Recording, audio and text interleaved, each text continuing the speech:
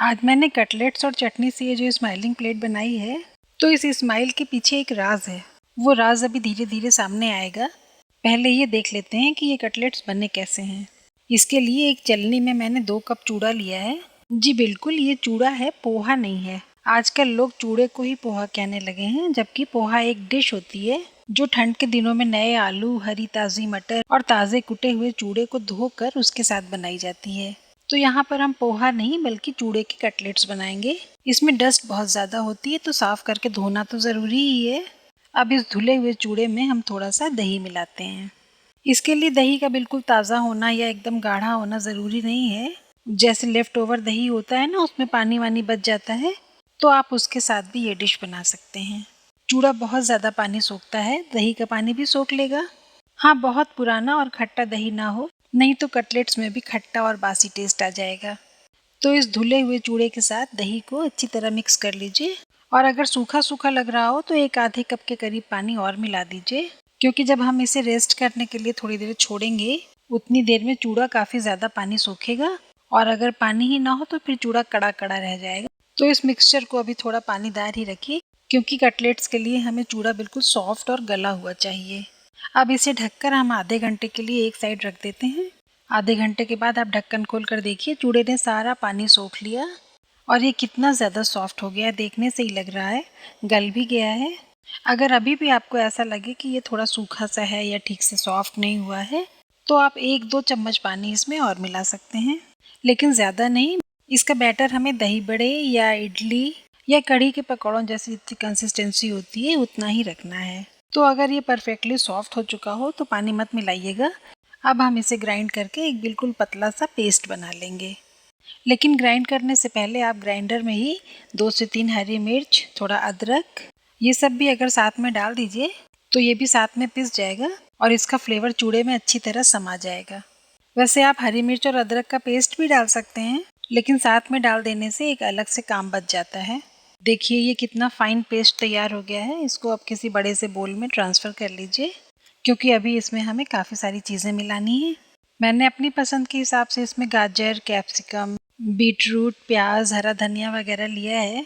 आप अपनी पसंद से और भी कोई सब्ज़ी जैसे ब्रोकली है, कैबेज या थोड़े से पालक के पत्ते भी फाइनली काट कर डाल सकते हैं। इन सबको बारीक काटना है, तो मैं यहाँ पर स्ट्रिंग चॉपर यूज़ कर ले रही हूँ। किचन की दुनिया में स्ट्रिंग चॉपर का आविष्कार एक बहुत बड़ी क्रांति है। मैं तो इसे बनाने वाले को दिल से धन्यवाद करती हूँ। इसकी वजह से फाइन चॉपिंग का काम इतनी जल्दी और इतनी आसानी से होता है। अगर आप जानते हो कि स्ट्रिंग चॉपर का आविष्कार किसने किया है, तो आप उन तक मेरा दिली हार्दिक धन्यवाद पहुंचा दीजिएगा। वीडियो अच्छा लग रहा हो तो एक लाइक भी कर दीजिए, और इतनी हेल्दी, लाइट और यमी रेसिपीज़ के लिए मेरा चैनल भी सब्सक्राइब कर लीजिए, क्या ही बुरा है। और अगर नोटिफिकेशन ऑन कर लीजिएगा तो सारी रेसिपीज़ फटाफट आप तक पहुंचती भी रहेंगी। तो देखिए बातों ही बातों में सब्जियां कितनी बारीक कट गई हैं। अगर हाथों से काटना होता तो शायद ये 7.5 मिनट का वीडियो 15 मिनट का हो जाता।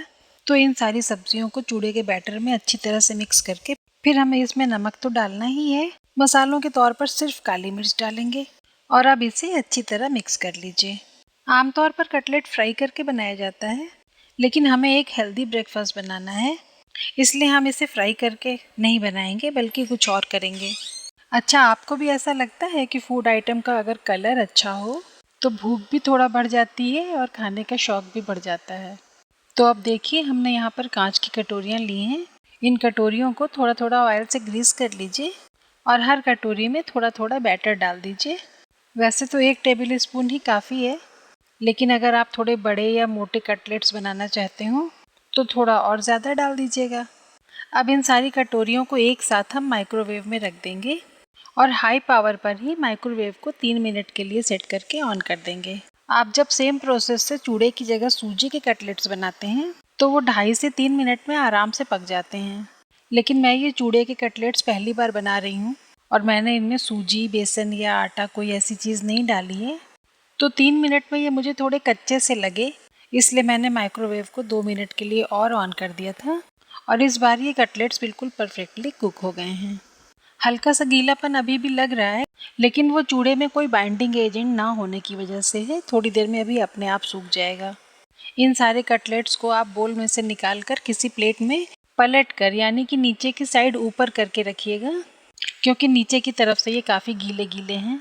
सूजी मैंने आज इसमें जानबूझकर नहीं मिलाई, क्योंकि सूजी की इडली या कटलेट्स तो हम लोग अक्सर बनाते ही रहते हैं। आज मैंने एक्सपेरिमेंट के तौर पर सिर्फ चूड़े के कटलेट्स बनाए हैं। थोड़ा सा गीला होगा ये तो मुझे पहले से ही लग रहा था, लेकिन ठीक है, इतना तो हम लोग अपने अनुभवों से संभाल ही सकते हैं। तो देखिए, इसे मैंने पलट कर रखा था और 10 मिनट में ही इसके पीछे की साइड भी काफ़ी अच्छी तरह से सूख गई है। देखिए, अब इसका गीलापन हाथों में बिल्कुल भी नहीं लग रहा है। अच्छा, अगर आप इन कटलेट्स को माइक्रोवेव में ना बनाना चाहें तो बिल्कुल इसी तरह से कढ़ाई में या कुकर में भी बना सकते हैं, या फिर स्टीमर में भी बना सकते हैं। अगर ये हल्का सा गीला होता भी है तो थोड़ी देर रख देने पर अपने आप सूख जाता है। तो अभी अगर आप चाहें तो इसको इसी तरह से स्टीम किया हुआ भी खा सकते हैं। ये ऐसे भी बहुत टेस्टी लगता है, लेकिन मैं इनको थोड़ा सा फ्राई कर लेती हूँ। इसको मैंने बहुत थोड़े से ऑयल में शैलो फ्राई किया है, इसलिए इसकी न्यूट्रिशनल वैल्यू में कोई भी फ़र्क नहीं पड़ेगा। तो करना ही क्या है, एक पैन में थोड़ा सा तेल लीजिए, उसको पूरे पैन में फैलाकर थोड़ा सा गर्म हो जाने दीजिए। ऑयल जब गर्म हो जाए तो पूरे पैन में राई के दाने फैला दीजिए। एक ही जगह मत डालिएगा, वरना वो सारे के सारे एक ही कटलेट पर चिपक कर रह जाएंगे। राई के दाने जब चटक जाएं तो पैन में 4, 5, 6 जितने भी कटलेट्स आ जाएं उतने रख कर फ्लेम को मीडियम कर दीजिए। बहुत ज़्यादा मत भरिएगा, क्योंकि फ्लिप भी करना रहता है ना, तो फ्लिप करने के लिए थोड़ी जगह चाहिए। मीडियम फ्लेम पर 2-3 मिनट तक एक साइड सेक जाने के बाद आराम आराम से धीरे धीरे इसको फ्लिप कर दीजिए। इसी तरह से 1-1, 2-2 मिनट पर फ्लिप करते जाइए, और जब जब फ्लिप करिएगा तब तब हल्का सा स्पैचुला से प्रेस भी कर दीजिएगा, ताकि कटलेट्स के अंदर का एरिया भी थोड़ा थोड़ा एक्सपोज होता चले और अच्छी सिकाई हो जाए। इसी तरह से फ्लिप कर करके आपको जितना क्रिस्पी पसंद हो उतनी ही आप इन कटलेट्स की सिकाई कर लीजिए, और इसी तरह से कई बैचेस में करके सारे कटलेट्स को पैन फ्राई कर लीजिए। तो इस तरह से इतने कम ऑयल में इतनी सारी हेल्दी वेजिटेबल्स के साथ आपका ये यमी सा नाश्ता तैयार हो गया। आप इसे ब्रेकफास्ट में लीजिए या लंच बॉक्स में ले जाइए, या फिर ऐसे ही चाय कॉफ़ी के साथ एंजॉय कीजिए। इसमें हेल्थ भी है और टेस्ट भी है। और अब आपको समझ में आ गया होगा कि ये कटलेट्स स्माइल क्यों कर रहे हैं।